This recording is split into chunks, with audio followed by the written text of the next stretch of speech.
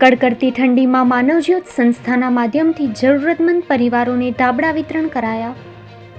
કચ્છમાં દરિદ્ર નારાયણ એવા ગરીબ અને નિરાધાર લોકો માટે સતત કાર્યરત માનવજ્યોત સંસ્થા દ્વારા દાતાઓના સહયોગથી કડકડાતી ઠંડીમાં થરથર કાપતા ગરીબ નિરાધાર લોકોને ધાબળાનું વિતરણ કરાયું હતું.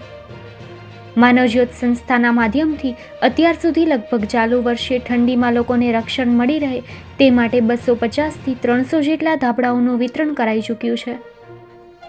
માનવજ્યોત સંસ્થાના અધ્યક્ષ શ્રી પ્રબોધભાઈ મુનવરે જણાવ્યું હતું કે માનવજ્યોત સંસ્થા હંમેશા માનવ સેવા અને જીવ સેવા માટે તત્પર રહે છે અને દાતાઓના સહયોગથી સંસ્થા દ્વારા નિરાધાર લોકોને આશરો આપી તેમની જરૂરિયાતો પૂરી કરવામાં આવે છે.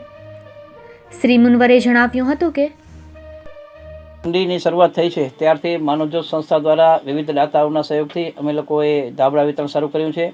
દરરોજ જ્યાં જ્યાં વિસ્તારોમાં આવે શિકાયત કે ભાઈ આ વિસ્તારમાં અમને ઠંડીમાં રક્ષણ માટે ધાબળાની જરૂર છે તો ત્યાં પહોંચી જઈ અને ધાબળા વિતરણ કરી છે.